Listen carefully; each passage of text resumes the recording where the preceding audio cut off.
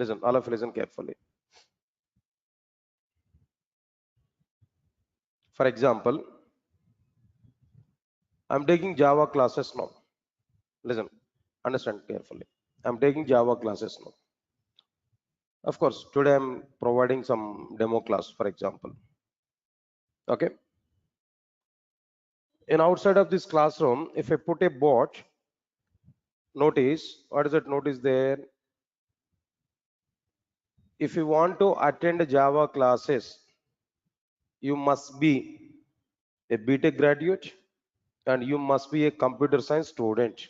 Then only you're eligible to attend my class. If I put a board like this, assume it, how many members can attend my classes? Point number one. Case number one, I said to you. Case number two, same. If I put a notice in my notice board, any graduate can attend my Java classes. No restrictions. Any graduate can attend my Java classes. No restrictions. If I put this board in outside, two cases are given there. In which case more number of people will come? Definitely second case. Any graduate can attend my class in the sense all members are eligible to attend my classes. Second case, more number of students will come. When more number of students are listening my class, automatically more demand will be increased for my class. Not only in the point of my classes there, I'm telling that I have a product. When my product is available to the more number of people, automatically more demand will come for that product. If my product is available for less number of people, automatically demand for my product will be reduced. Am I right or not? When my product is available, when my product is required for more number of people, more demand will come. When my product is required for less number of people, less demand will come. Am I right or not? But when it is possible to make available my product to more number of people, when more number of people are eligible, then it is available to more number of people. When less number of people are eligible, for less number of people only my product is reachable. That's my point. So similarly, here the point is what? Sun Microsystems wants to prepare a new programming language. It must not be bound with any particular operating system. It must not be bound with any particular hardware system. It must be available to every operating system and every hardware system. It must be available to every operating system and every hardware system. In that way, Sun Microsystems wants to provide their new programming language. Then only it will be available to everybody in outside. All of you get my point or not? So because of that reason only, Sun Microsystems wants to prepare a programming language, new programming language. It should be like what there, an architectural neutral programming language. Here the architectural in the sense what there, hardware system. Architecture is what there, hardware system. Right, sir? That new programming language should be, right, programming language should be independent of all the hardware systems, independent of all the what their hardware systems. Automatically it will come independent of all the operating systems also. So because of that reason, this programming language is what there, an architectural neutral programming language. That's it. Now these are the three qualities or features that some people wants to see on their new programming language. Is that all of you getting my points or not clearly what I'm telling you? Right, sir. Now this is okay, fine. This is clear cut information here. We can understand. Okay, fine. All right, sir. At the end of 1992, at the end of 1992, new programming language was prepared, completed. The programming language was completed at the end of what there? 1992. That's okay, completed. Then after completion of this after completion of this new programming language, some people wants to give a name to this new programming language. Sun Microsystems wants to give a particular name to the new programming language. They are searching for the name. They are searching for the name. They want to give a name for the new programming language. Understand it clearly now. Meanwhile, what James Gosling has done there, when he sat in his cabin at Sun Microsystems, he always likes to see one type of tree through his cabin window. When he sat in his cabin, he always likes to see one type of tree through his cabin window. Okay, the name of the tree is what there? Oak is the name of the tree. He had a thought. He wants to give this oak is the name to the new programming language. Then as he like that particular tree, as he like to see this particular tree through his cabin window, he wants to give this name to the new programming language. Then he has sent that proposal to Sun Microsystems. James Gosling has sent that proposals to Sun Microsystems. Unfortunately, Sun Microsystems has rejected James Gosling's opinion. Sun Microsystems has not accepted the James Gosling's proposals. Why? What is the reason for it? No, reason is very simple. Before 1992, before 1991, there was a programming language whose name is Voc. Already one programming language is already existed with the name is what there? Voc. So we should not give again the same name to our new programming language. If we give the same name or related name to our new programming language, people may think about it. It may be an extension of the old programming language. Unnecessarily, we are going to lose the identity for our new programming language. Our new programming language lost its identity if we give this type of name there. Then again, people are searching for a new name for the new programming language. Is it? All of you are getting it or not? Clearly no. All right, sir. Then while searching for the name or while doing this, while preparing this new programming language, all Sun engineers are used to go for their cafeteria at Sun Microsystems. Canteen, cafeteria in the sense canteen. They used to go for their cafeteria at Sun Microsystems. At Sun Microsystems cafeteria, they used to take one brand labeled coffee. They used to take one brand labeled coffee or tea, whatever it may be. One brand labeled coffee they used to take at Sun Microsystems there. What was that brand labeled coffee they have taken there? The name of that brand labeled coffee is what there? Java. The name of the brand labeled coffee is what there? Java. They used to take the Java coffee at Sun Microsystems cafeteria, tea or coffee, whatever it may be. They used to take this drink. The name of the drink is what there? Java. Okay. Then immediately, what happened there? The Sun people are getting this kind of thought. They sent this proposal to the Sun Microsystems. Just we want to give the Java is a name to the new programming language. Then immediately Sun Microsystems has accepted this name to give for new programming language. Finally, they are given name for the new programming language is what there? Java. Sir, all of you are getting it or not? All right, sir. Now this is a point here I'm telling there. So Java is a name for the new programming language. Because of this reason only, we can understand it clearly. In Google, if you search for Java symbol, if you identify this, what you are getting there? Understand it? This is a symbol for Java because of that reason only. Yeah, tea cup or coffee cup, that doesn't matter. And whatever it may be, some cup, saucer, some flames. Understand it now? So because of that reason only. Now, another point here I'm telling there, observe carefully. Java beans symbol. I think so. Here it is available. This is okay, but perfect symbol is not available. EJB symbol, if you observe this, not Java beans, no. EJB's symbol logo. Yeah, it's okay. EJB's logo is okay. Where? No, it is not coming like this. Yeah, Java beans better. EJB logo, I thought of it different. Java beans logo. Yes, sir. What this now? Is a coffee bean or maybe whatever it may be, some kind of thing. No. See, observe this carefully. Then all these names are somewhat related with what their coffee only. All the names which are related with Java is what their coffee only. Am I right or not? But if you identify the names with the Python name is what there? Snake name, right? Framework is what there? Django, Jungle. Right. Then apart from this, Spider. IDs in the case of Python, right? Like this. Just I'm kidding there. They are not having any such type of intention. No, just try to understand it clearly. All right, sir. Anyway, so the point like what I'm telling to you in this scenario, what is the point here I'm telling to you about this? The symbol for Java is what there? A cup, saucer, and a flames. It means like what there? Tea cup or might be then coffee cup. Whatever it may be, coffee or tea, something else. No. Okay, fine. That was clear. Name was given. After giving this name, after giving this particular name to this programming language, at the end of 1992, they prepared the first product on the base of the Java. At the end of the 1992, they prepared the first product in the base of the Java. The name of that first product is what there, star 7. Understand it clearly. The very first product on Java is a star 7. It is a remote controller. It's a what there? It's a remote controller.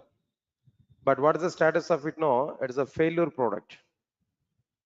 It's totally a failure product. Sun Microsystems has waited nearly 1.5 years of time to find a customer to take the star 7.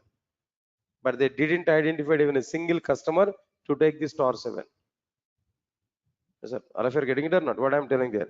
The very first product on the base of the Java is what there, star 7. Sun Microsystems has waited nearly 1.5 years of time to find a customer for what there, the star 7. But they did not identify even a single customer for the star 7. It's a totally failure product. Good. 1.5 years of time. In the mid of 1994, at the end of 1992, they prepared star 7. No product, no customer is available. Nearly 1.5 years of time they waited. In the mid of 1994, there is a demand for www as part of internet. That internet era was started in the mid of 1994 in abroad. In India, when it was started there, in India, that the internet era was started in the year of 2000, 2001 in that time. Sir, are you aware about it now? And outside might be internet centers are available. There is some huge business there by the time in outside. Only for the sake of Yahoo chatting only, people are going to the internet centers there by the time. Chatting app is what there, Yahoo chatting by the time. Okay, right, sir.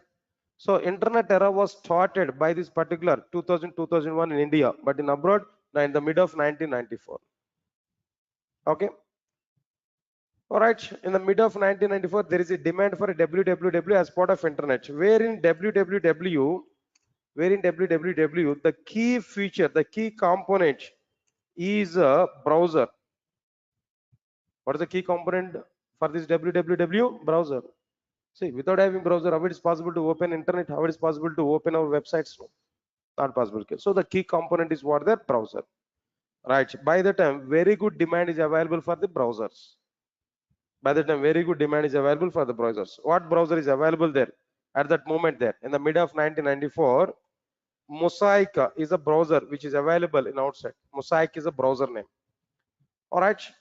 This browser is getting very good demand. Only that browser is a leading browser in outside there. That was prepared by Mark Anderson.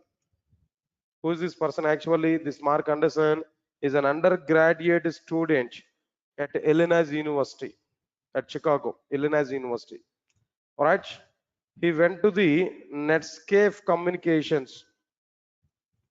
He went to what the Netscape Communications for the sake of his internship work. For the sake of project work, he went to the Netscape Communications company. There he prepared this browser as part of his project work. To prepare this browser, he took nearly $6.25 per hour. Hourly basis. Per hour, he took nearly $6.25 to prepare that Mosaic browser.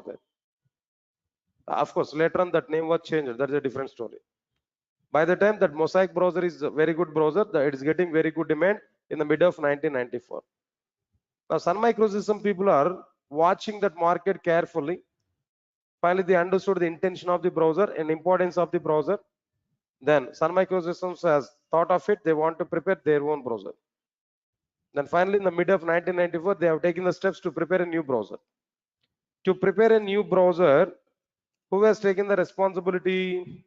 In the mid of 1994, Sun Microsystems wants to prepare a new browser. That new browser preparation responsibility was given to Jonathan Payne and Patrick Norton. Jonathan Payne and Patrick Norton. Both the members have taken responsibility of creating new browser. In the mid of 1994, they taken that responsibility. Again, they have taken nearly 1.5 years of time. At the end of 1995, they completed a browser, and they have given name for this browser is what their Heart Java browser. At the end of the 1995, they prepared a browser. They have given name for this browser is what their Heart Java browser. On the basis of Java programming language only, they prepared the browser. Inside this hard Java browser, what features of the Java they have used there? If you observe this, internally they have used applets. What was the topic they have used there internally? Applets. Applets is a topic they have used internally. Sir, all of you are getting it or not? What I am telling there? Good. So hard Java browser was introduced in the end of 1995. See, because of this reason only, most of the people are thinking about it. Java was introduced in the end of the 1995. No, by the time Java was not introduced, by the time only hard Java browser was introduced. By the time what happened, the moment when this browser was provided there, now this browser is what there, successful product. So many people are interested for this product. Now this is successful product. Now people are talking about it. Sun Microsystems has prepared a browser. That browser is very good browser. Some reputation is going on in outside. By the time people are talking about it, how this browser was prepared, how this browser was provided by Sun Microsystems there, then everybody they're thinking about it. They're talking about it internally. Might be Sun Microsystems has a new programming language that is Java. On the basis of Java, this browser was prepared. People are having awareness on it. Then immediately people are sending the request to Sun Microsystems. Why don't you prepare? Why don't you release the Java programming language to the outside market? Can you please provide the Java programming language to the outside market? Then Sun Microsystems has decided they want to provide the Java programming language to the outside market. To release the Java programming language to the outside market, they have set the date. The date is like what there, 1996, January 23rd. They have taken the date. On this particular date, they released the first version of the Java to the market with the name is like what there, JDK 1.0 version. The very first version of the Java was provided by Sun Microsystems on the year 1996, January 23rd, JDK 1.0 version. After that, every 1 year or every 2 years of time, they're trying to release another next versions like that. In the next 1.5 year of time, 1.1 version, next 1.5 year of time, 1.2 version, and so on and so on and so on and so on. They're trying to release it. In the journey of this total Java, JDK 1.0, this is first version, language introduction is going on, but little bit awareness only. Next one is what there, JDK 1.1 now with some updations. Next one is a JDK 1.2 version. This is a huge version. More and more number of enhancements are provided in this particular version. At present, whatever the Java here we are seeing now, we are observing now, 70% of the Java was provided along with 1.2 version only. J2EE, J2ME, J2SE, these three parts are introduced along with what version they are now? 1.2 version. So this is a milestone in Java. 1.2 version is what there, milestone version in Java. Next, after that, namesake versions are available, like what there, JDK 1.3 version, namesake only, JDK 1.4 version, namesake only, JDK 1.5 version. Again here, more number of enhancements are provided. This is again another milestone. I don't know if you're getting it or not, what I'm telling to you. Then after this, now JDK 1.6 version is namesake, JDK 1.7 is also be namesake, one or two features only, important features. No, again JDK 1.8 version is another milestone. Main versions, I'm telling them. All right, so next one is what that JDK 1.9 version is a utter flop version, failure version. Features are not much. From 1.8 version onwards, Java people are trying to copy the features from other languages. Before that, Java had their own. Other programming languages are copied from Java.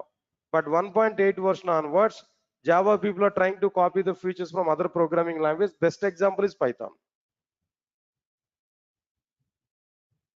Observe carefully, up to JDK 1.6 version, Java was maintained by Sun Microsystems.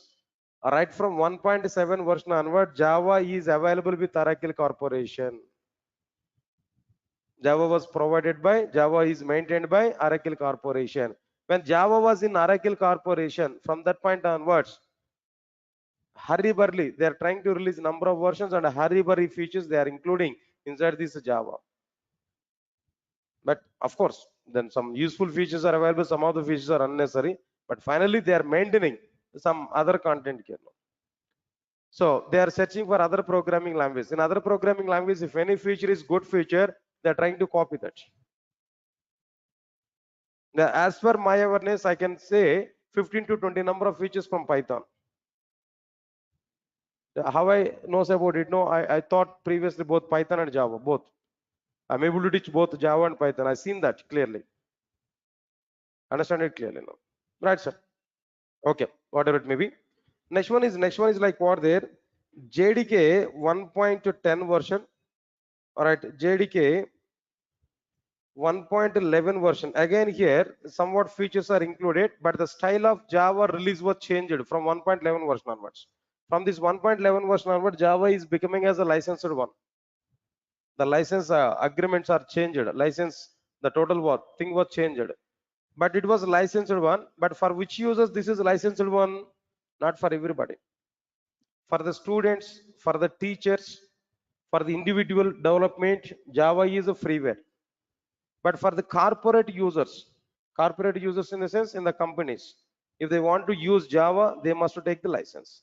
Of course, nominal prices only. Up to now, it's okay, fine. For corporate users, that license is mandatory. For the normal use, license is not mandatory.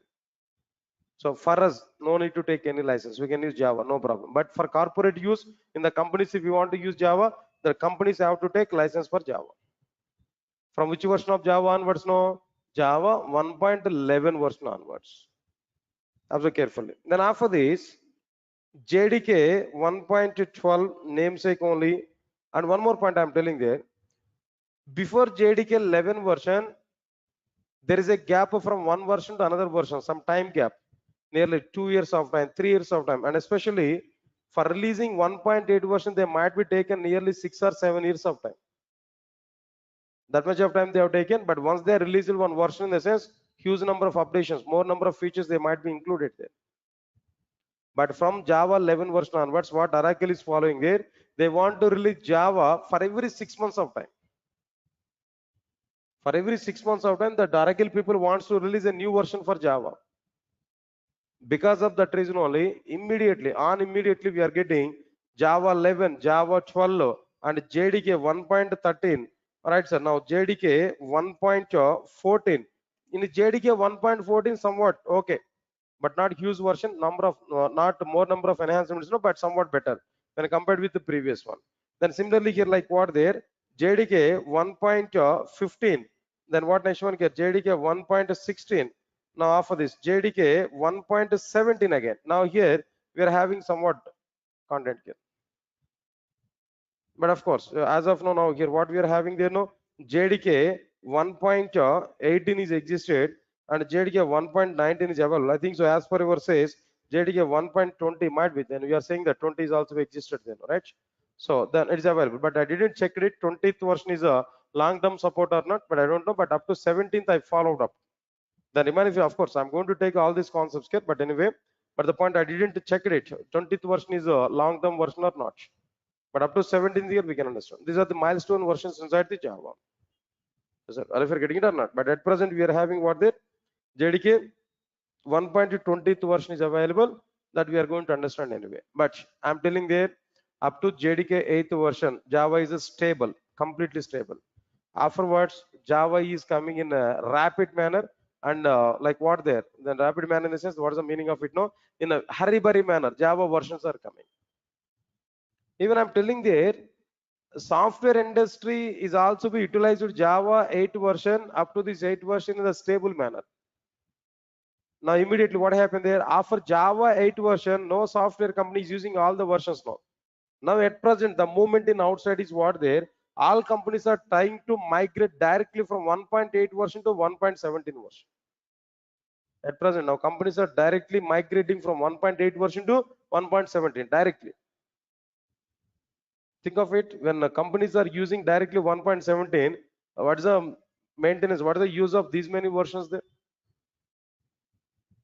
Yeah, understand that Oracle approach here. Oracle is introducing for every 6 months of time a new version they are introducing now. They have introduced these many versions here, but companies are trying to use directly what they 17 version. Then even they are not touching on, they are not having look on what they these versions there. Now at present, the trend is going on like this. Moreover, the Spring Boot framework, 1.3 version is totally on the basis of the JDK 17, 1.17. So now latest versions of the other frameworks or other tools now, they are prepared on the basis of 1. They are trying to prepare on what their 1.17 version there. That might be the stable version at present. Like, then immediately you may have a question to me now. So okay, these many versions are available, sir. Then which version I have to learn? Which version we have to learn now? What version is required in outside companies there? But I'm giving the reality. Up to JDK 1.8 version, they have used Java stable in a stable mode. Now directly they are switching from 1.8 version to what version they know? 17. So 17 version they are moving in the sense. Definitely we need to have awareness on 17 version or not. Yeah, now as per these companies, as companies are using now Java 17 version now, then definitely we have to migrate up to, we have to update up to Java 17 version or not. Yeah, definitely here we are going to understand up to 20th version as per my responsibility I will discuss there. But as you are the student, if you want to survive in software industry, definitely we should learn up to at least minimum what there JDK 1.17 version. This is mandatory for everybody. Okay, of course then by completing your course, if Java 21 is coming there, I don't have any problem. I'll update it and I will give information to you. But I'll give confirmation to you up to the latest version. Up to the latest version, I'm going to discuss with you. Not only this, if we come with the full stack Java, in full stack Java also every technology I'm going to take up to the latest versions only. Spring Boot 1.3 version is nowadays might be the latest version there. It's a matter of might be then few days of time only. So I'm ready to discuss about that 1. Like what the 3 versions Spring Boot microservices. Is that are you getting my point or not? That I'm planning for that anyway. In the future, we are going to understand this content here. So this is exactly the content about like what there Java history. Yes, sir. All of you are getting clarity now? Right. All right, sir. It's okay, fine. But I want to give some permanent link to you, permanent classroom notes document I want to share with you. Now try to understand it. Say for example, right, sir. Now let me prepare Java 530 PM. 1 minute, sir. Just give a minute of time. Let me create it.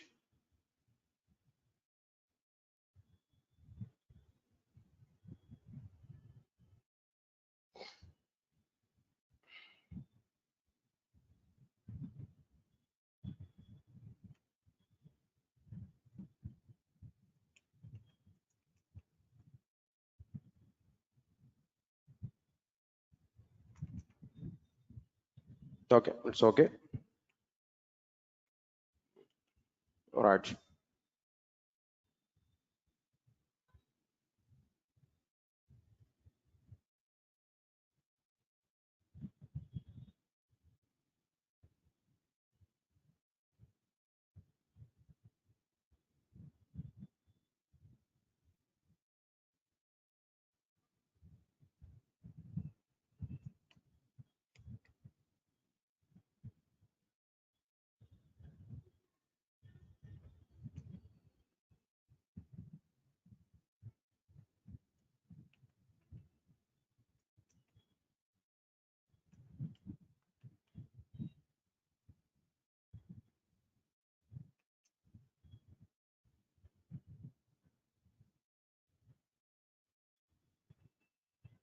All right, sir.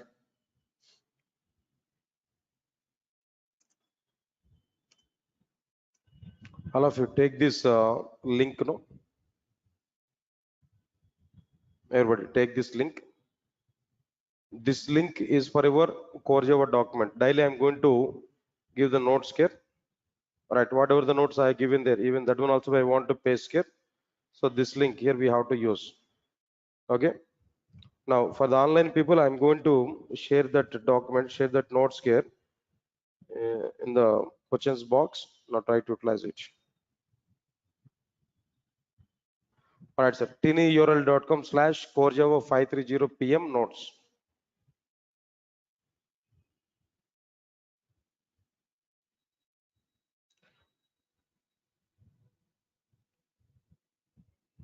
Right, sir. And I'm giving clarity to all of you guys. Don't worry. Just this is only starting point of the class there. Then in the syllabus we are able to have steps to prepare first Java application. The topic is available. In the steps to prepare first Java application, I'm going to take like what there, how to download the Java software and how to install Java software, everything I'm going to discuss with you. But let me complete introduction part now. After that, I'm going to talk about what there steps to prepare first Java application. Yes, sir. All of you are getting it or not? All right, so now just I have a trial for it. Now try to check this. Are able to get this document here in the browser? Have you checked it? Or else maybe let me check this. In the browser, just copy and paste this. If we click on it, then automatically here we have to get like what the document. Yes, exactly. Now directly this document here we are getting. 1 minute, guys. 1 minute, wait.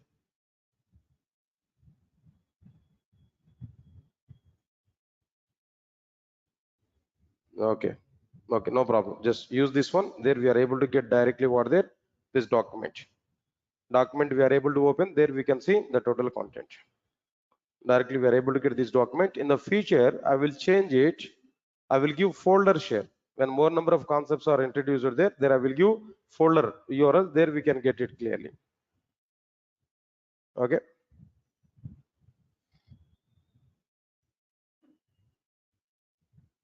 Right, sir. Right. Now, Java history. The topic is completed here in the introduction content here. The next topic would be differences between what happened?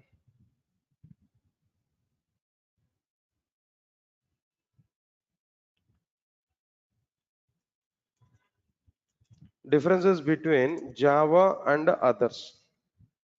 This is the next topic. And if you want to see that introduction classes content here inside this, I'm able to provide even that one also. Okay. Right, sir. Now see this one here, whatever the content here, just I given some content here. Just I want to copy and I want to paste here. Here.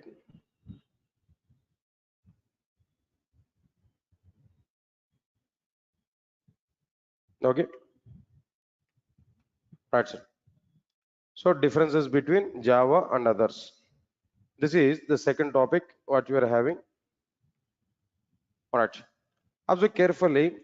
The very first difference here I'm going to provide. All of you observe carefully. The very first difference. What is that first difference here? I'm telling to you. C and C++ are static programming languages.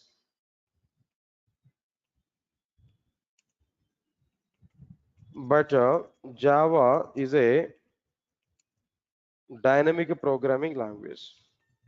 From this point onwards, our content is very much important. Try to understand it now. Up to this Java history, it's a namesake topic only. But from this point onwards, we have to understand Java effectively. Right, sir. What is the first difference here we are trying to understand there? C and C++ are what there? Static programming languages. But Java is what there? A dynamic programming language. Right, sir. Fine. What exactly the meaning of static programming language and what is the meaning of dynamic programming language? Listen carefully. Straightforward information. Understand it now. If any programming language, if any programming language is providing memory allocation for the data at a compilation time, if any programming language is providing memory allocation for the data at a compilation time, then that programming language is a static programming language. Come again, what is the static programming language? No, if any programming language is providing memory allocation for the data at what time? Compilation time. Then that programming language is what their static programming language. Similarly, what is this dynamic programming language? No, if any programming language is providing memory allocation for the data at a runtime, not at compilation time. If any programming language is providing memory allocation for the data at a runtime, not at compilation time, then that type of programming language is what their dynamic programming language. Is it? Or if you're getting my point or not? Right, so let me write this point here. Observe carefully. If any programming language allows memory allocation for the primitive data. Primitive data is what there? Byte, short, int, long, float, double, boolean, character. This data is available. That is called as what there? Primitive data. If any programming language allows memory allocation for the primitive data at a compilation time, then that programming language is called static programming language. That programming language is called as what there? Static programming language. What are the examples for the static programming languages? No, if you observe this, C and C++. These programming languages are what there? Static programming languages. All of you are getting it or not? Then similarly, now tell me, how can we say C and C++ are static programming languages?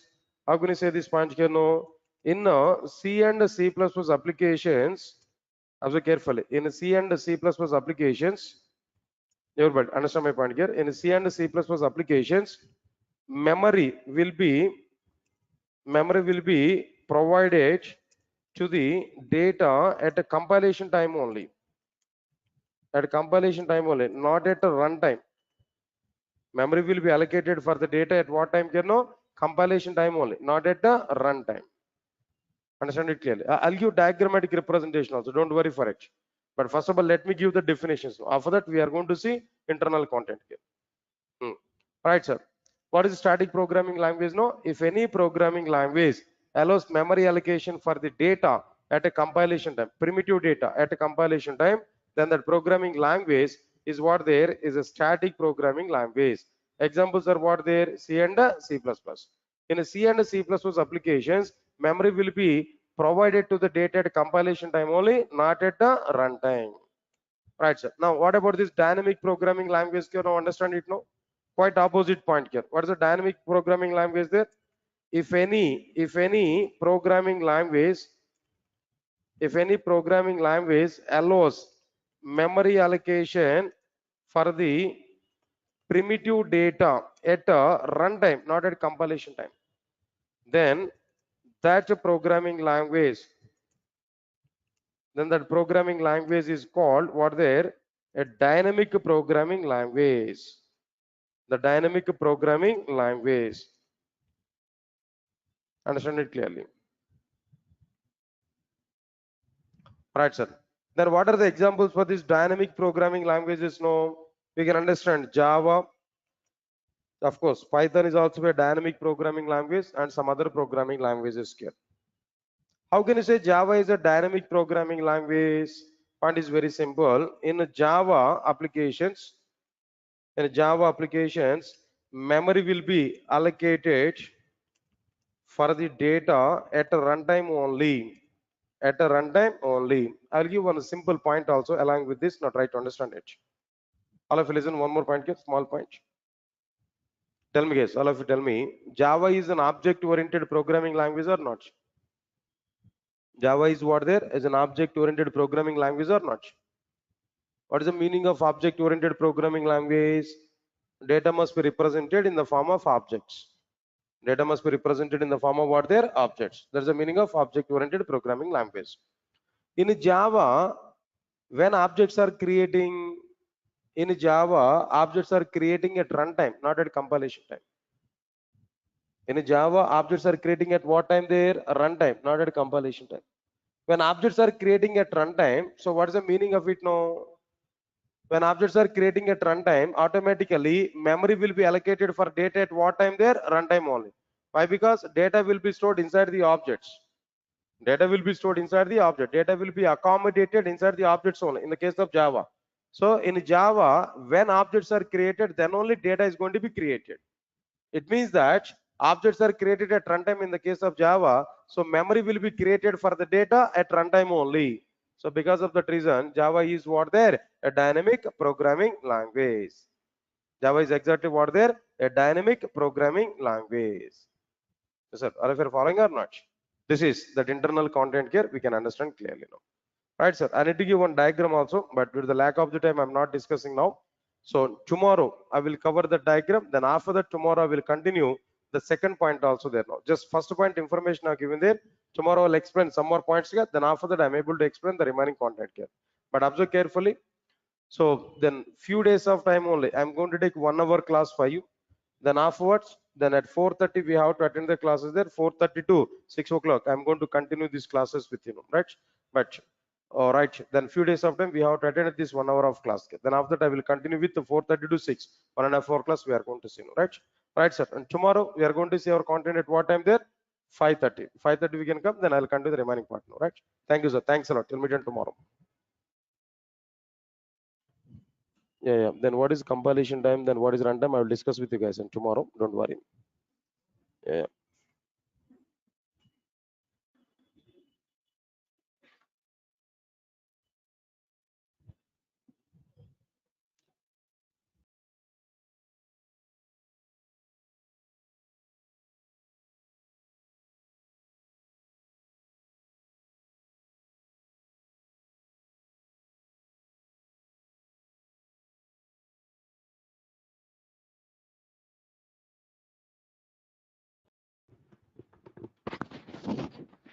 Guys, please confirm to me. All of you get my voice on screen. Those are attending in online.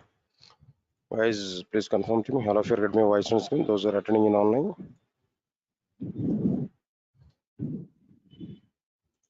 Guys, please confirm to me. All of you get my voice on screen.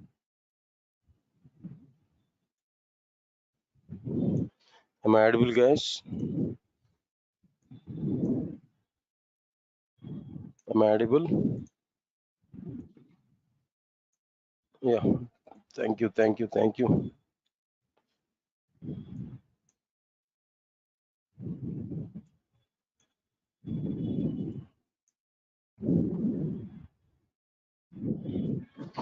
Right. Good evening, guys.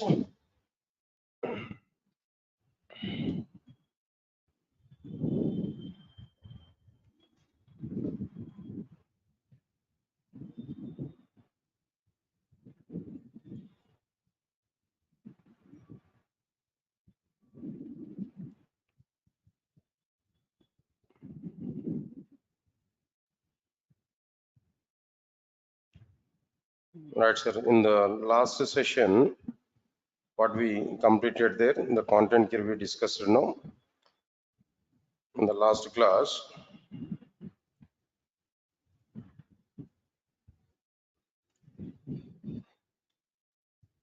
And differences between Java and others. The topic we started there in the last class. In the differences between Java and others, just we have started our conversation. Now let us understand the content here. Introduction topic I started. In that introduction part, what we completed, just a Java history, the topic I completed. Java history, in the sense what there? Java history. Then what is the background story for Java? Why Java is coming? Only these few points I completed there. Okay. Then immediately we started with the differences between Java and others. In others part, what we have taken there, no, C and C++. These two things here I have taken there in the comparison.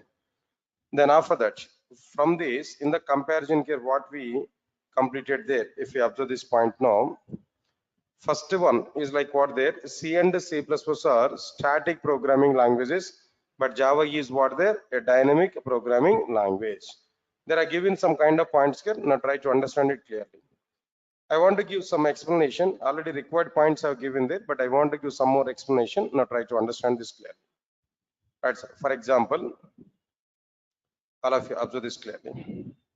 For example, I have written a program. I have written a program. This is what actually .java file. dot Java or dot C, whatever it may say. For example, dot C. I've taken it. Here I have written some lines of code, number of instructions. Here I have written coding part. Now tell me, all of you tell me, who has written this program? Developer or not? Developer, programmer has written this code. How programmer has written this code? Programmer has written this code in his understandable language. Developer has written this code in his understandable language. Am I right or not? So what is the developer understandable language? No. Developer understandable language is what? High level language. High level language is what the developer understandable language. Got it or not? Fine. I completed this program. Then I have to execute this program or not? Everybody understand my point here? I have to execute this program or not? To execute this program, here we have to use a mission. Here we have to use what there? A mission. All right, now here I want to say like what there? Execution. This is like what there? Execution. This execution would be performed by an engine. In the case of C, that engine is called as what there? C engine. C programs are executed by an engine, C engine. C++ programs are executed by an engine, C++ engine. Similarly, Java programs are executed by an engine, Java engine. Yes, sir. All of you are getting my point or not? C engine, C++ engine, Java engine. Python programs are executed by an engine, Python engine. So different names are available for Java engine and Python engine. Python engine is also be called as PVM, PVM, Python Virtual Machine. Java programs are executed by an engine called as JVM, Java Virtual Machine. In this way, here we are having some other names. So, okay, fine. This is C engine. Good. If you provide this C engine, if you provide this C program to the C engine has to execute that program and it has to give some output. C engine has to execute that program and it has to give some output. What is that output here? It has to provide there some output. Whatever the program we have written, as per that some output here we are getting. But here we have a problem. There is a problem here. What's the problem here? We are able to get now. Observe carefully. Now tell me, C engine is a mission or not? C engine is what there is a mission, just like some hardware related, or maybe some engine, right? It's a mission. It's not a human being. It able to understand. It able to execute only low-level language representations. That mission is able to understand only mission language, low-level representation. But observe carefully here. Here we provided program in what language? No, high-level language. Of course, C programming language only. Int I is equal to 10 now, high-level representation. Say for example, what is this high-level representation actually? Int I is equal to 10 is a high-level representation. But what is this low-level representation actually? This is low-level representation. Zeros and ones is what their mission language, low-level representation. So we have written our program in what representation? No, high-level representation. But C engine required the program in what representation? No, low-level representation. Are able to follow or not? This is what their high-level. This is what their low-level representation. But there some miscommunication is available or not? Some miscommunication is available. So we are unable to execute our program in this case now. But I want to make it is execute. If you want to execute this program, then what we have to do there? Here we need to go for some approach. What is that approach here we have to do there? Now try to understand it.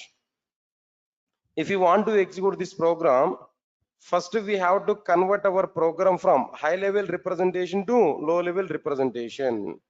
First we have to convert our program from high level representation to low level representation. Here I am going to take some converter or a translator. Here I want to take translator. Here I am going to take translator. Here I want to take this translator has to take this high level program as an input. It has to convert that high level program into low level program. The total low level program here we are going to get in the form of a separate file. Low level program here we are able to get in the form of what there, a separate file. That file is like what there, .exe file. Inside this .exe file, then what we are able to have there, here we are able to have like what there, low level representations totally. Here this is totally what there, low level representation here we can understand.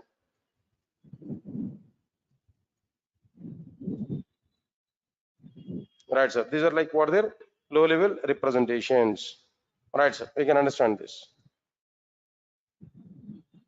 Low level representation. This is low level representation. Okay. Whenever we are getting this low level representation, if we give this low level represented code to the C engine, now C engine will execute this low level code. C engine is able to provide the required output. C engine is able to provide what there, the required output. Now this is what exactly the process of executing our program. Are you getting it or not? Now you understand it clearly.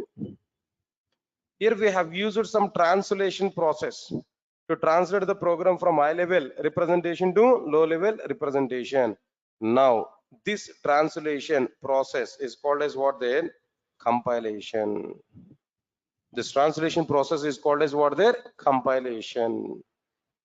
Now tell me here, what is the meaning of this compilation clearly? What exactly the meaning of compilation here? If you observe this point here, answer is very clear. Compilation is a process of converting program from high level representation to low level representation. This is point number one.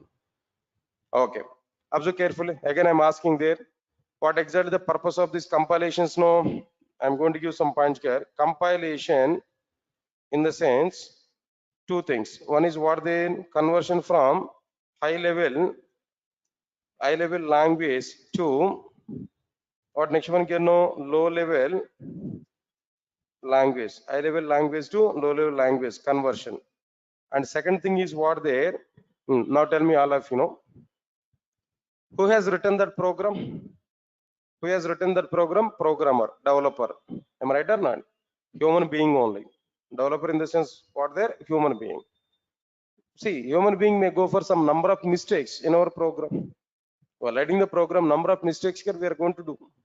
Definitely, it's a minimum fundamental right for human being, committing the mistakes. Am I right or not? Having mistakes in our program is not a crime. Having mistakes in our program is not a crime, is not a wrong thing. It's a common thing for everybody. But without checking whether our program containing errors or not, without checking whether our program contains errors or not, trying to execute the program is a crime. Are you able to follow or not? Without checking whether our program contains errors or not, you are trying to execute our program is a big crime. So what is the point I'm telling there? Before executing our program, first we have to check whether our program contains any error or not.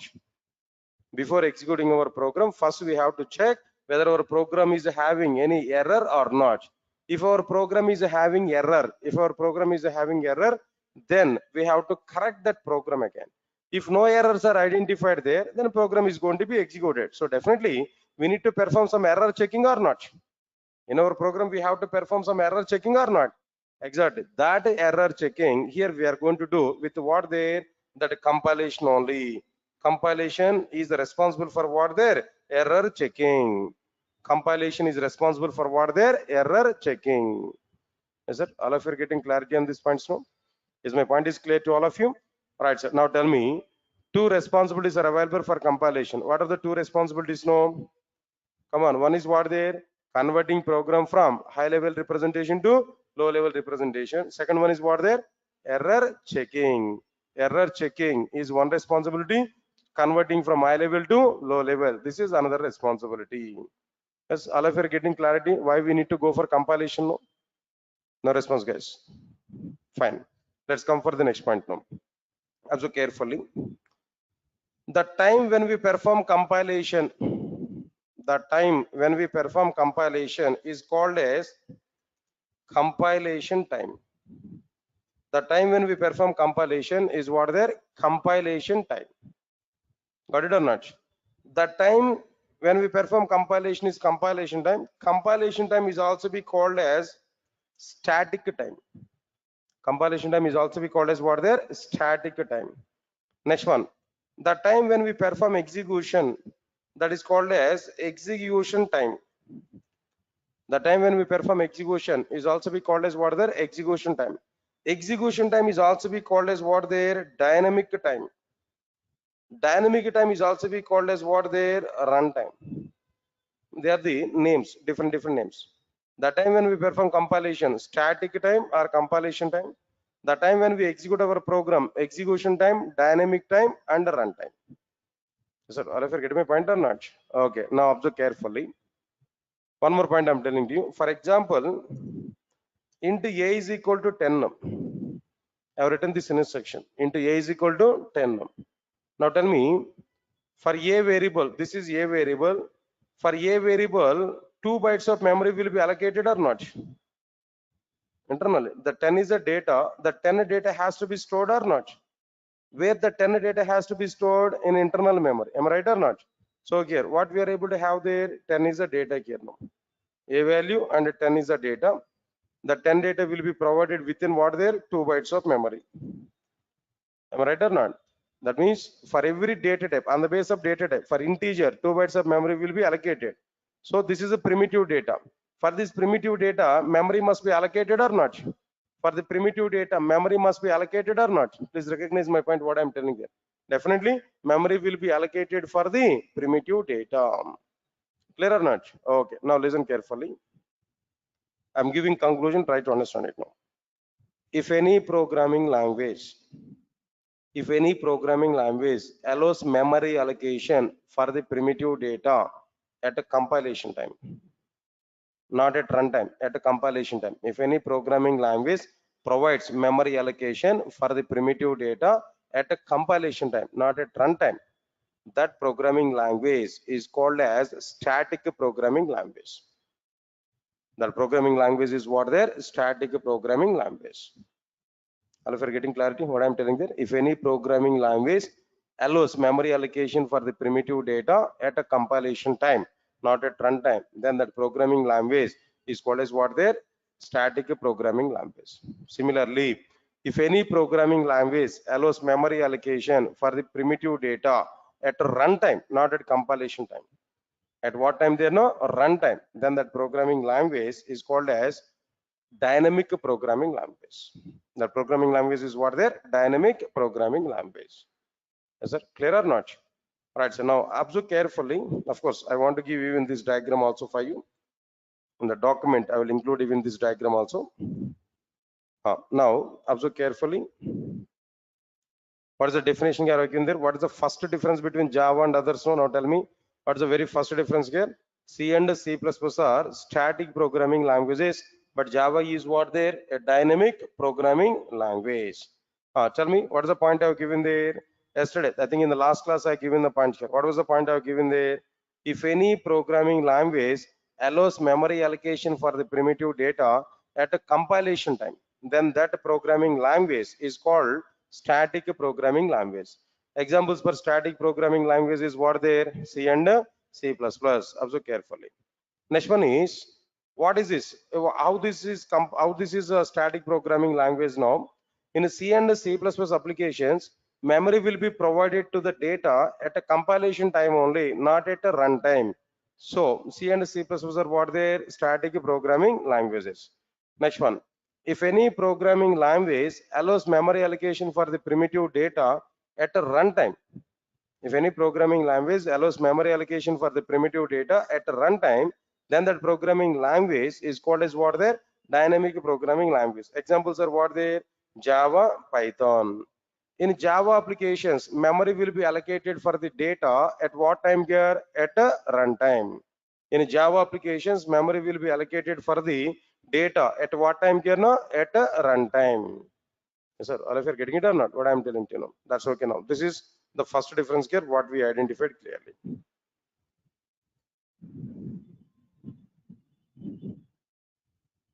Okay, that's okay, fine. Now this is completed. Then what next one here? After completion of this, second difference here we are going to understand. All of you observe carefully the second difference now. Everybody understand it now?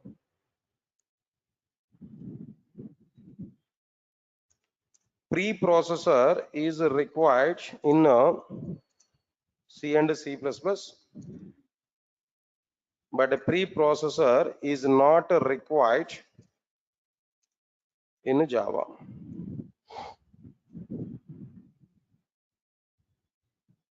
Sir, all of you are getting clarity on this? Preprocessor is required in C and C++, but the preprocessor is not required in Java. Clear?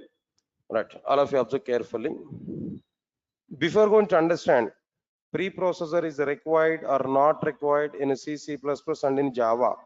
Before understanding this preprocessor required or not required in C, C++ and Java, first of all, we have to understand what is preprocessor, what is the role of the preprocessor in programming, where this preprocessor is existed, what it is able to perform, what it is able to do in our programming languages. That all the points here we have to understand.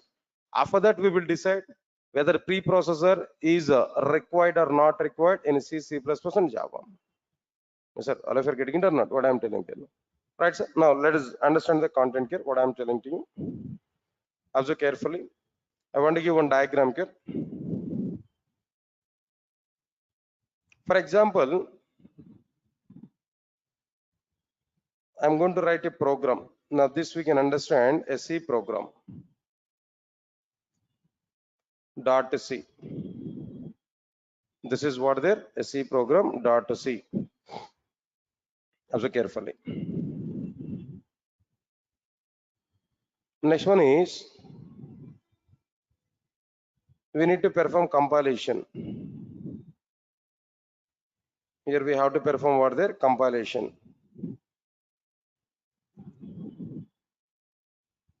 When we perform compilation, now tell me guys, after compilation of our C program, what files here we are able to get? What file here we are able to get? Already we have seen in the previous diagram there. Of course, different files here we are able to get .obj, .ai. Finally here what we are able to get? No, .exe file. That's what we required. After that, whenever we are getting this .exe file, there we can execute our program. So now here we have to perform like what there execution process. Execution process here we have to perform. Whenever we are executing this program now, here directly we are able to get some output. Here we are able to get like what there some output. Right, sir. Now this is the overall scenario here we can understand. All right, now if we observe this compilation,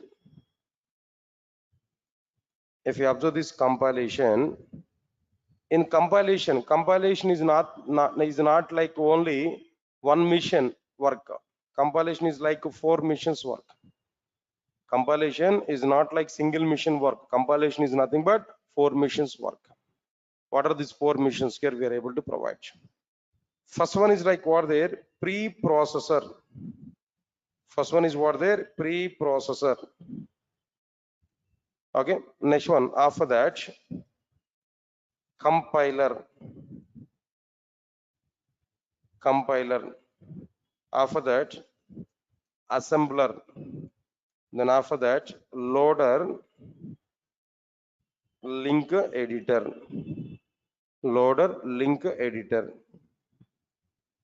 That's it. Observe carefully.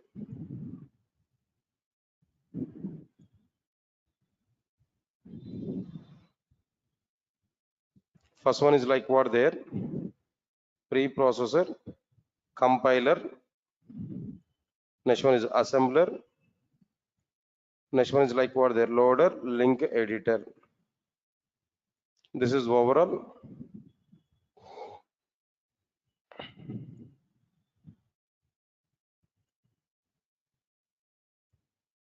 Right, sir. Understand it clearly. Now inside these, again now I'm telling there, here the requirement of the preprocessor, location of the preprocessor we understood there. This is sufficient, but I want to elaborate even compiler also. Internally, compiler is also existed. What is available there inside this compiler? Compiler, if you observe this, lexical analysis phase. After this lexical analysis phase, next one is what there? Syntax analysis phase. After this syntax analysis phase, next one is semantic analysis phase. Next one is intermediate code generation. After this intermediate code generation, code optimization. Then after this, another one is what there? Code generation. Right. These many phases are available inside the compiler. If you open the compiler, these many phases are existed here. Let's see this the phases what we are having there.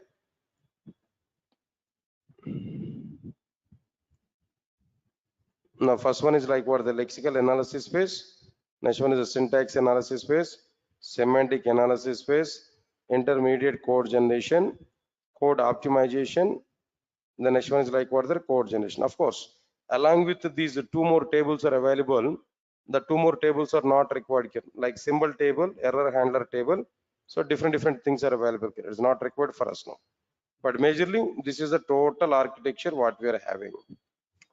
Right, of course, I don't require all these concepts immediately. I don't not required to understand each and every point immediately. So from this diagram, what I require the information, what exactly the point here I'm trying to say. From this diagram, we can understand the location of the preprocessor. From this diagram, what we have to remember, the location of the preprocessor. Where is preprocessor? At which location that preprocessor is existed? That point here I require now. Tell me at which location that preprocessor is available? Inside the compilation. Inside the compilation, the very first phase is a pre-processing phase or not?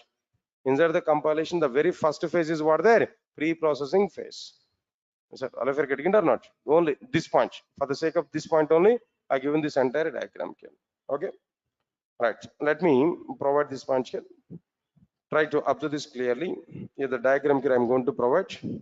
Now tell me what is the location of the preprocessor? Preprocessor is the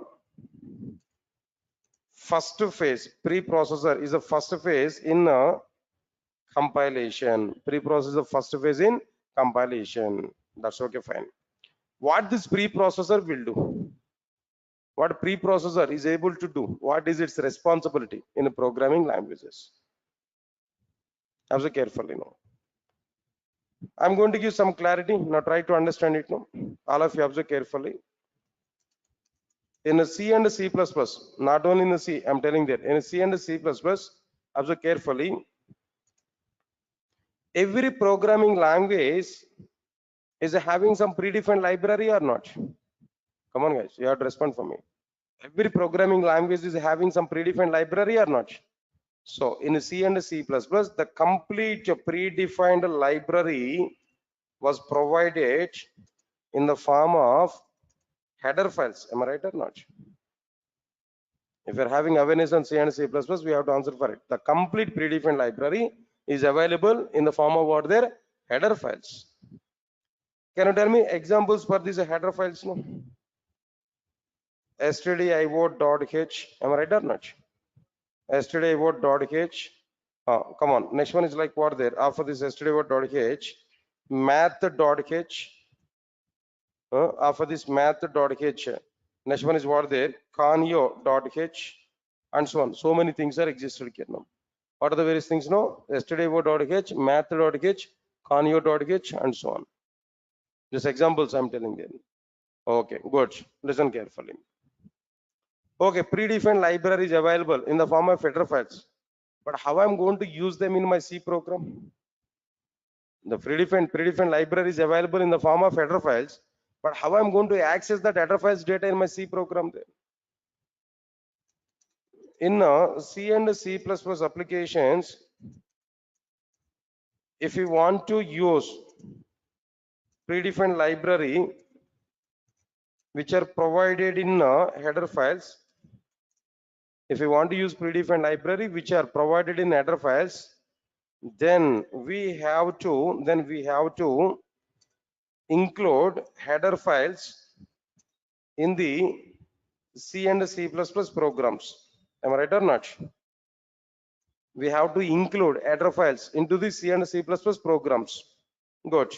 Further purpose, what syntaxes, what we have to use there? Examples I'm telling there. Hash include stdio.h. Am I right or not? Or statement here we have to use there hash include stdio.h. Next one is a hash include conio.h. Next one is a hash include math.h. Hash include like what there math.h. In this way here we are able to provide this. Am I right or not? Next point is very, very important. Try to observe carefully. For example, I have a program. Inside my program, I have written all the hash include statements. I have written all the hash include statements like this inside my program. Observe carefully. If we compile a C program, C and C++ program, C and C++ programs, then preprocessor will perform the following actions. All of you observe carefully what actions it able to perform there. If we compile C and C++ programs, then preprocessor will perform the following actions. Point number one. Listen, all of you listen carefully. Preprocessor will recognize hash include statements.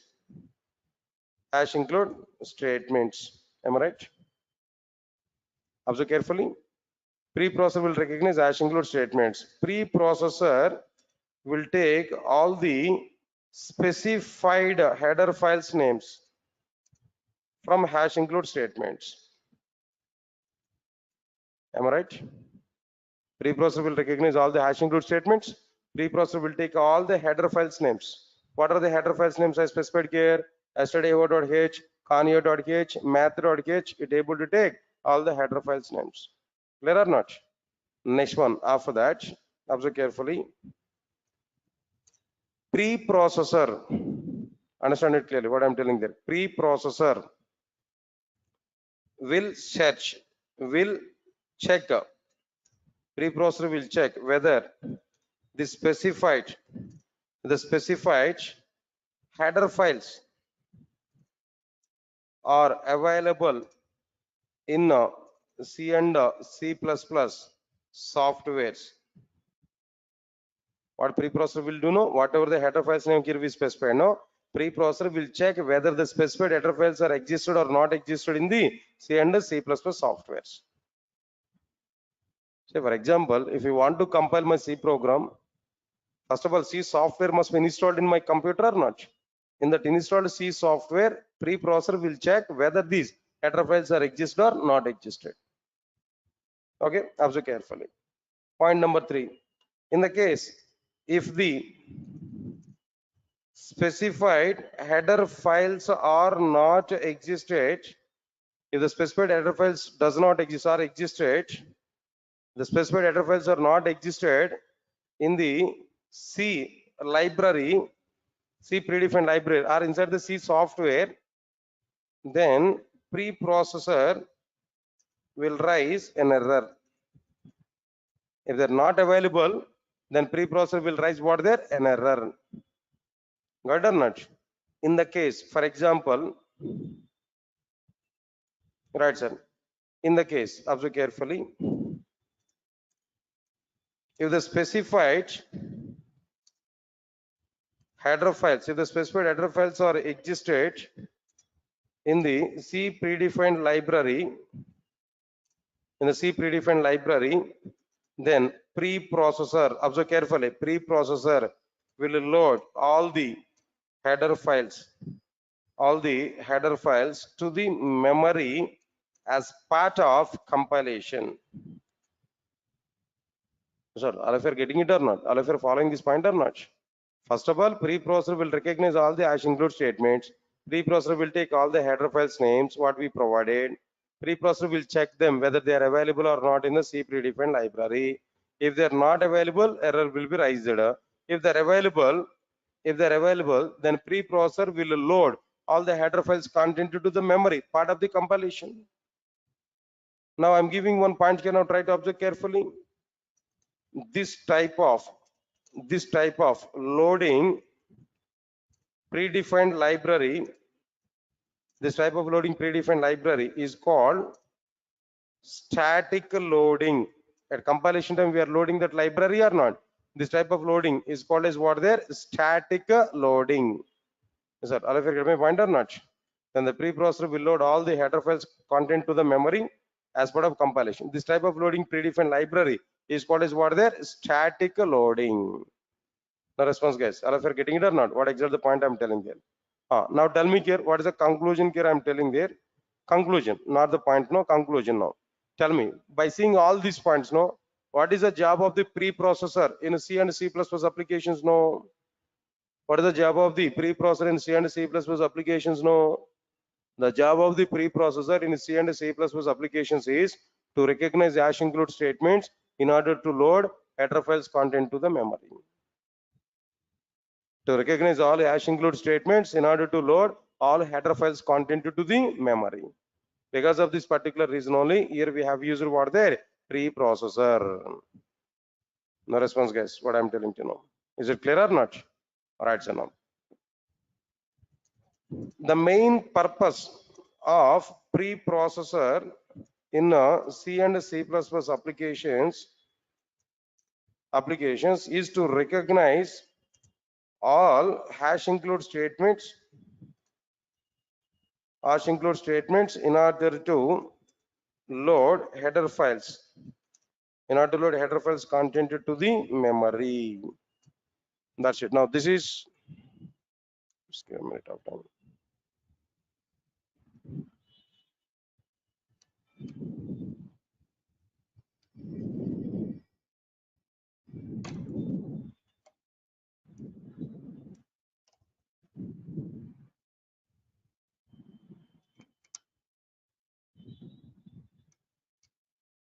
Right, sir. So the main purpose of the preprocessor in a C and C++ applications is to recognize all hash include statements in order to load header files content to the memory. Right, sir. This is what exactly the purpose of like what the preprocessor in a C and C++. And the corresponding diagram also here we provided here at which location it is available clearly. But here my question is, preprocessor is not required in Java. Preprocessor is not existed in Java. Why it is not existed in Java? Why it is not required in Java? That point here we want to understand. That's our required point here. Why it is not required in the case of Java? Okay, now observe carefully. After this, here I want to provide the point here. Now try to understand it now. In Java, first of all, tell me, in C and C++, the complete predefined library is existed in the form of header files or not? Come on, in the form of header files or not? But in Java, the complete predefined library is existed in the form of classes and interfaces in packages. This example is what their packages. Example I'm telling to you, now observe carefully. Example here I'm telling to you, now observe carefully. Java.io package, Java.util package, Java.sql package. All these are what their packages. Inside the packages, no classes and interfaces are existed. This is the structure of the Java predefined library. In Java, the complete predefined library is available in the form of what their packages. Java.io, Java.util, Java.sql. Understand it clearly now? Okay, good. Next one is, in Java applications, see, in the case of C and C++, if you want to use predefined library, in the case of C and C++, if you want to use predefined library, there we have to include header files to the C and C++ programs or not. Similarly, in Java applications, if you want to use predefined library, then we have to import the packages. What we have to do there? Import. In the case of Java, importing packages. In the case of C and C++, including header files now. Right. Right, sir. Now observe carefully how we are going to write these import statements now. Just I'm giving that import java.io.star. What is the meaning of this star now? In a java.io package, so many classes and interfaces are available. That all classes and interfaces of the java.io I want to get into my program. That's why here I'm using this one. Next one is what there? Import java.util.star. Similar, in the case of java.util package, so many classes and interfaces are available. I want to get all of them. Next one is what there? Import java.sql.star. So here in java.sql package, so many classes and interfaces are available. I want to use them. That's why here we have used this star. Okay, fine. For example, I prepared a Java program. I prepared what there? Java program. Inside the Java program, I have written all these import statements. In a Java program, I have written what there? All the import statements. Now I want to compile my program. Now I want to compile my program. Observe carefully. If I compile a Java program, then compiler will perform the following actions. Of course, we already aware about it. In the case of Java, preprocessor is not available. That's why I'm using what the compiler. Compiler will perform the following actions. What actions the compiler is able to perform there? Observe carefully. Understand it clearly. First of all, compiler will recognize all the import statements. Compiler will recognize all the imports. In the case of C and C++, preprocessor recognized what their hash include statements. Now in Java, compiler will recognize import statements. Next one is number 2. Compiler will read all the packages names which we provided along with the import statements. All of you observe carefully. Compiler will read all the package names which we provided along with the import statements. Then after that, observe carefully. Compiler will check whether the specified packages are existed or not in the Java predefined library. In the case of C and C++ also, preprocessor has checked whether the provided header files are exist or not in C predefined library. Here also the compiler has checked whether the provided provided packages are available in the C Java predefined library or not. Then point number 4. Observe carefully. If the provided packages are not existed, if the provided packages are not existed in a Java predefined library, then compiler will raise an error. Compiler will raise an error. Am I right or not? If the specified packages are not available in Java predefined library, the compiler will raise an error. Package XXX does not exist. Package java.util does not exist. Package java.sql does not exist. There we are able to get some compilation error. For example,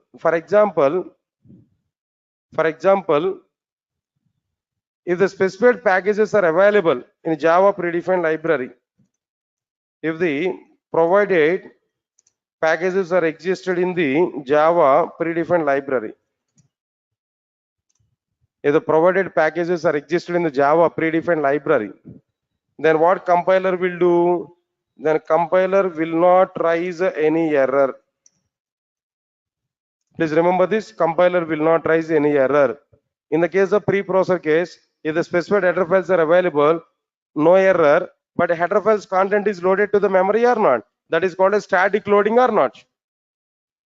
Now, what I'm telling there, if the provided packages are existed in the Java predefined library, then compiler will not raise any error, and compiler will not load any package content to the memory.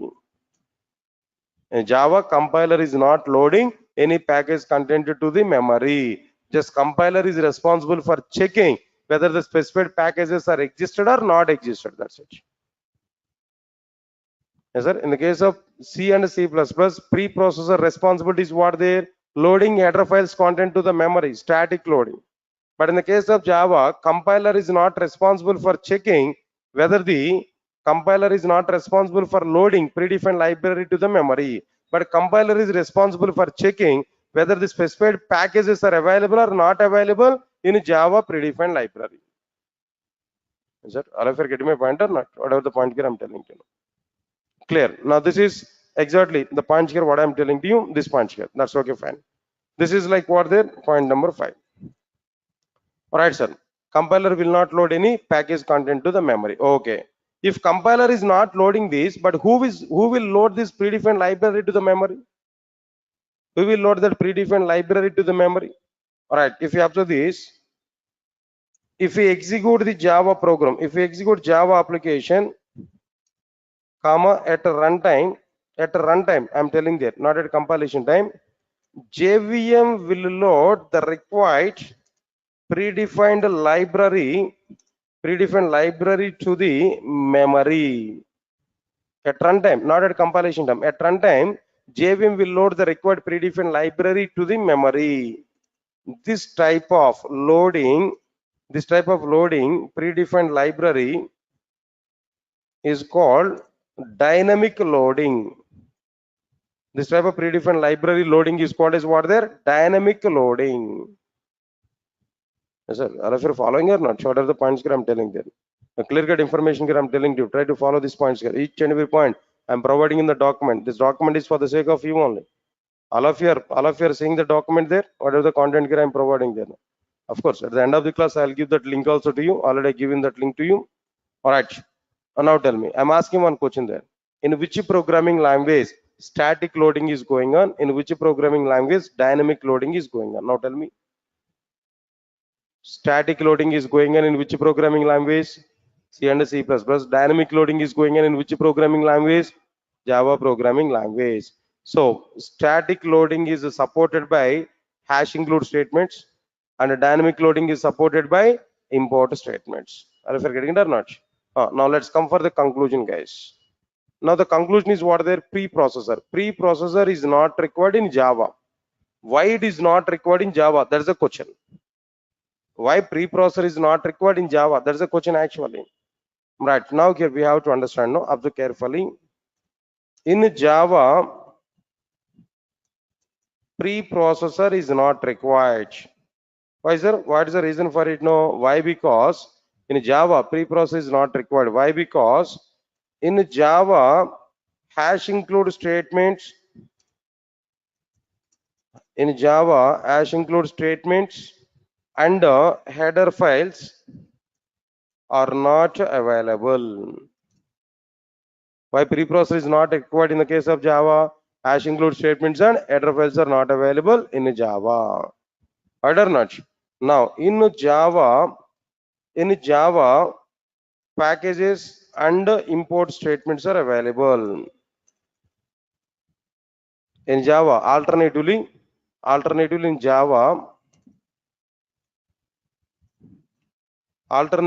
in Java, packages and import statements are available. So here to recognize packages and import statements, Java is able to use compiler and JVM. So it is not required to use what their preprocessor. Because of this reason only, preprocessor is not at all required in the case of Java. So, all of you are getting it or not? What are the point here I'm telling them? That's okay, fine. All right, sir. Now, whatever the diagram here we prepared now, this diagram I want to be converted to Java. This diagram is purely in C. I want to convert this diagram into what there? Java. Let me check this here. What we are able to convert here. Now here .c is available here. In place of .c, here we are able to get what there? .java. Listen carefully. In the case of C, after compilation, we are getting .exe file, but in place of this Java, in the case of Java, in place of .exe, we are able to get what files there? .class files. In Java, only two types of files. Before compilation, .java. After compilation, .class files. Alright, sir. Now here we are able to get it. But in the case of Java, what is not available here? No, preprocessor is not available. Remaining content is very same. In the case of Java, preprocessor is not available, but remaining content is very same. Right, so now this one also I want to provide in our content kit. Try to recognize this. But I have one important interview question, guys. You have to give answers for it. All of you ready for it? My question is, what are the differences between hash include statements and import statements? What exactly the difference between hash include statement and import statement? This is my question. Okay. Can you give answers here? No? Tell me the very first answer here. First of all, where they are available, where these two things are available here. No? First of all, tell me, hash include statements are available in C and C++. Similarly, import statements are available in Java. Import statements are available in where there? Java. That's okay, fine. Next one is their functionalities, what they are able to include. Now tell me, all of you now tell me, hash include statements are able to include predefined library. Hash include statements are able to include predefined library which are available in the form of header files. Am I right or not? Now tell me. Similarly, here what we are able to provide there? Import statements are able to include the predefined libraries, which are available in the form of classes and interfaces in packages. Okay. Next one, loading. Which type of load are which are recognized by preprocessor, which is recognized by compile and JVM. If you observe this, hash include statements are evaluated by or maybe recognized by. Hash include statement recognized by whom? Come on, hash include statements are recognized by whom? Preprocessor, right? Similarly, now tell me, recognized by the preprocessor. But import statements are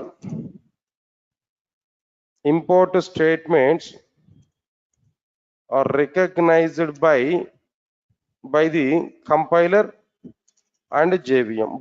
Both can recognize. Both has to use these import statements.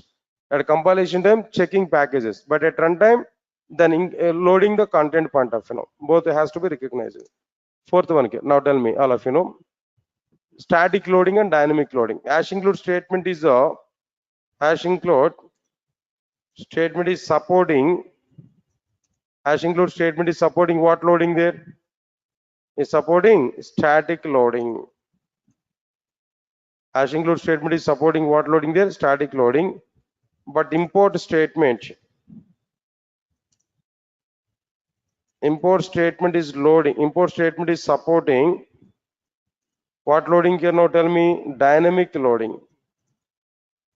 Import statement is supporting what loading there? Dynamic loading. Okay, right, sir. Next one is fifth point. Observe carefully.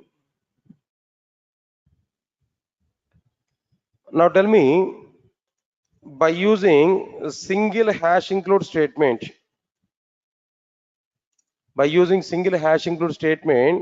how many header files we are able to include? Only one header file or more than one header file?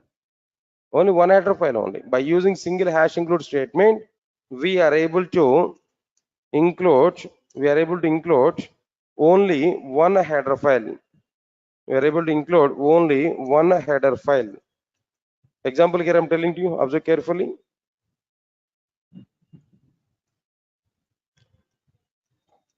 Hash include yesterday.h. Next one is hash include conio.h. That means if you want to include more than one header file, we have to use more than one hash include statement. That's the point here I'm telling to you. Hash include math.h, like this here we are able to provide. But in the case of Java, what is going on here now?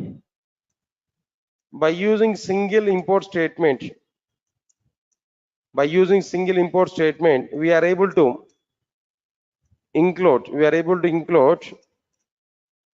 more than one class or more than one interface of the same package.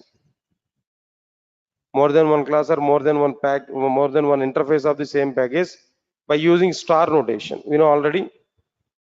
Import java.io.star.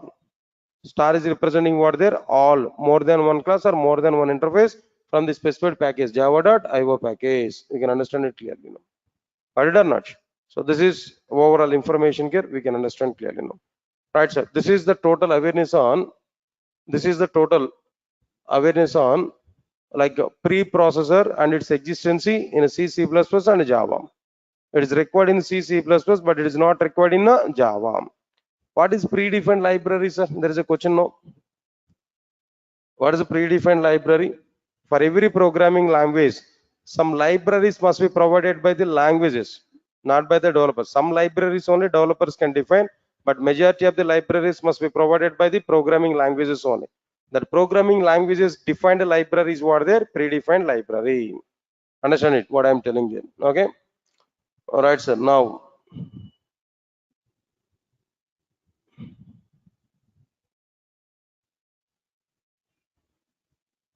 all right, sir. That's okay. Fine. Does JDK also include JVM? So this JDK, JVM, JRE, the topics I'll discuss with you later. Don't think much about it now.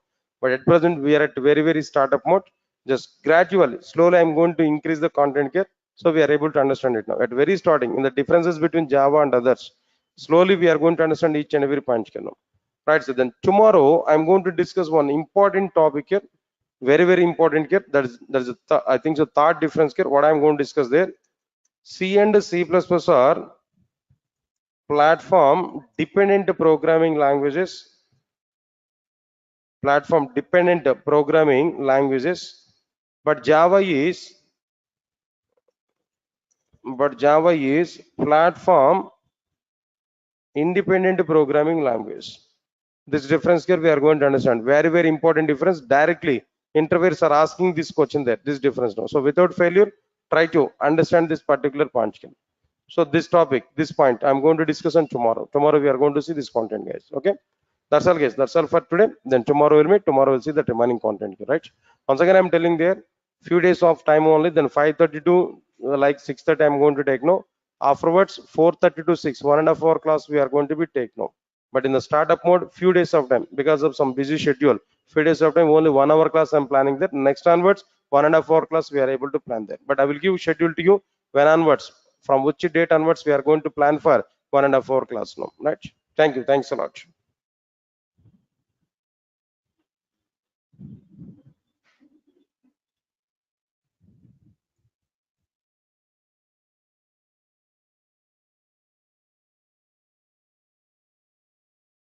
Please confirm to me. All of you get my voice on screen. Those who are attending in online. Guys, please confirm to me. All of you get my voice on screen. Those who are attending in online.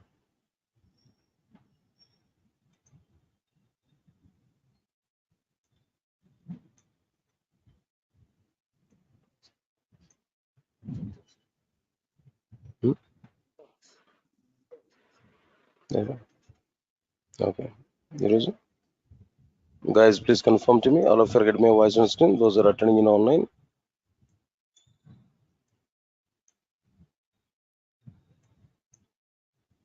Yeah, thank you.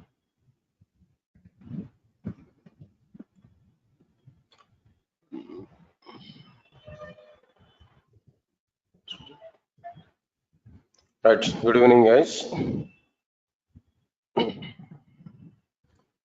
And check it what we completed in the last session. I think so we are discussing about the differences between Java and others. In the differences between Java and others, what topic here we understand there?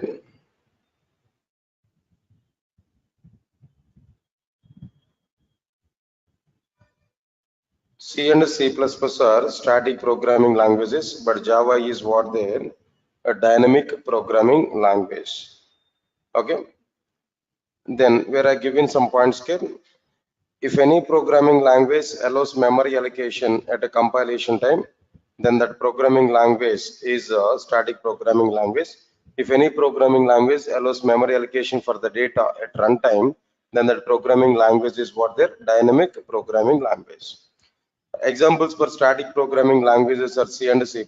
Example for dynamic programming language is what their Java and others. Next one is preprocessor is required in a C and C++, but it is not required in the case of Java. All right, what is the purpose of this preprocessor in a C and C++ and why it is not required in the case of Java? If you observe this, preprocessor is required in C and C++ to recognize hash include statements and to load the provided header files content to the memory. But in the case of Java, preprocessor is not required. Why it is not required in the case of Java there? In the case of Java, hash include statements are not available and header files are not available. In place of that, classes and interfaces and import statements are available in the case of Java. This is what exactly the content here we understood there, and some diagrammatic representation, somewhat extra content here are given. Now try to recognize the content here now. All right, sir. Diagram also are given there. The total process are given, somewhat total content here. Then at the end, I've given one important interview question in the last class. What was that question here I've given there? What are the differences between hash include statement and import statement? If you observe this, hash include statements are available in C and C++. Import statements are available in Java. Next one is what there. Hash include statements are able to include predefined library which are available in the form of header files. Import statements are able to include the predefined libraries which are available in the form of classes and interfaces in packages. Hash include statements are recognized by the preprocessor, but import statements are recognized by the compiler and JVM. Hash include statement is supporting static loading, whereas import statements are supporting dynamic loading. By using single hash include statement, we are able to include only one header file. That's like what there hash include stdio.h, hash include conio.h, hash include math.h, like this. By using single import statements, we are able to include more than one class or more than one interface of the same package. Import java.ivo.star. Example I given, star is a representation here. The star is representing what there, including all content here now. Then after that, we need to start today the third difference here. What is the third difference here now? C and C++ are platform dependent programming languages, but Java is what their platform independent programming language. Clear? All of you understand it? Put focus on this point here. Before going to understand whether C, C++ and Java are platform dependent or platform independent, before that, first of all, tell me when a programming language is platform dependent and when a programming language is platform independent. That we have to understand first. After that, we are going to think whether C, C++ are platform dependent or not, whether Java is a platform independent or not. Later on, we are going to discuss about it. Right, so now let's understand the point here. Observe carefully. C and C++ are platform dependent programming language. That's okay. Before that, now observe carefully. Listen carefully. If any programming language, yes, if any programming language allows its applications to perform, understand it clearly. If any programming language allows its applications to perform, compilation is on compilation and execution on the same operating system. If any programming language allows its applications to perform compilation and execution both must be on the same operating system, then that programming language is called platform dependent programming language. This is what the platform dependent programming language. Is it? All of you are getting clarity in this now? If any programming language allows its applications to perform compilation and execution on the same operating system, then that programming language is called platform dependent programming language. Observe carefully. Example is what there, C and C++. An example for this is what there, C and C++. Okay, definition is okay. Example is what there, C and C++ programming languages. Up to this one is also be okay. But how can you say C is a platform dependent programming language? Any proper reason for it? How it is possible to say C is a platform dependent programming language? Any reason for it? Yes, I'll give some reason here. Now try to understand the point here. All of you observe carefully. What exactly the point here I'm telling to you? All of you observe carefully. Right. Now see this. For example, I want to take a C program here. This is my C program. C program in the sense what we are able to get here, .c as an extension here we are able to provide. Okay, .c. Now inside this C program, we have to write some mini sections. I've written some code. Observe carefully. Whenever we have written this C program, when we have written this C program, we have to compile this program or not? We need to compile this program. So compilation here I'm going to take. Observe carefully. This is like what their compilation.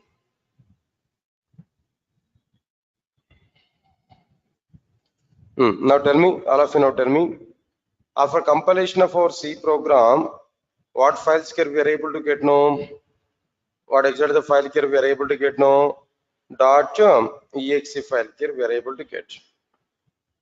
What file here we are getting there? .exe file. Inside the .exe file, so now here we are able to have like what there some content here. What is this content? I will discuss with you later on, but understand this clearly.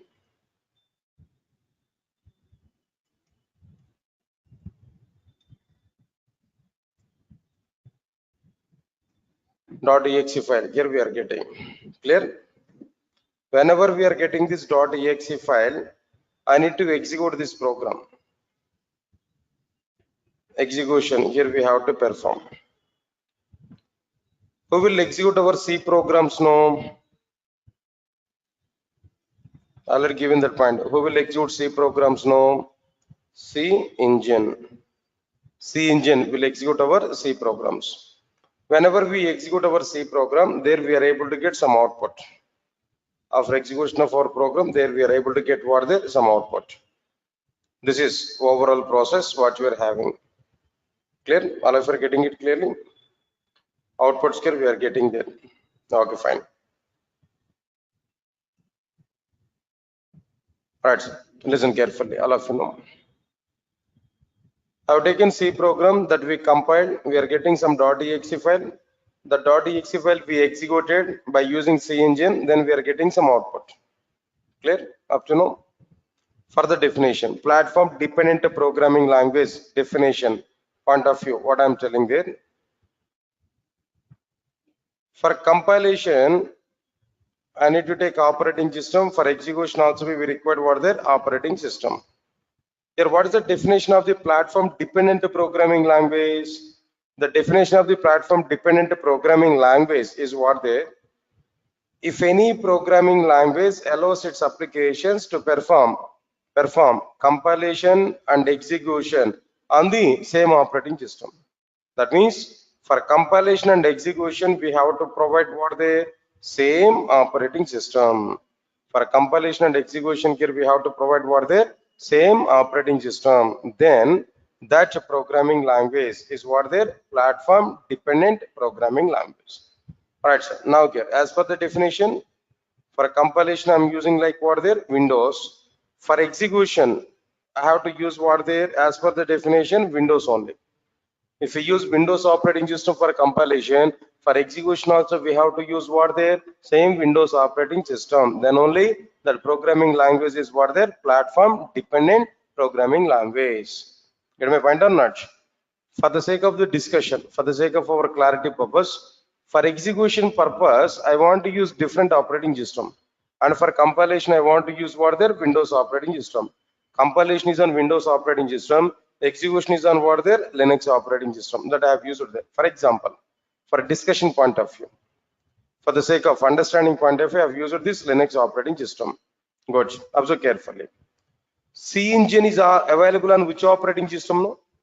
Come on, guys. C engine is available on which operating system? Linux operating system. If the C engine is available on Linux operating system, then what code it able to understand, it able to execute? No. Observe carefully. It is able to execute. It is able to execute only Linux representations. Linux represented code from operating system to operating system. Internal data representation is different. Don't think about it. Same data representation is available in both the operating systems. From one operating system to another operating system, internal data representation is what they're different. Are you getting it or not? Okay, fine. So the C engine is available on Linux operating system. It is able to execute only Linux represented code. Okay, fine. For example, observe carefully. C program I have written. I'm compiling the C program on which operating system? Windows operating system. I'm compiling the C program on which operating system? No, Windows operating system. Getting my point or not? When we compile the C program on Windows operating system, automatically .exe file is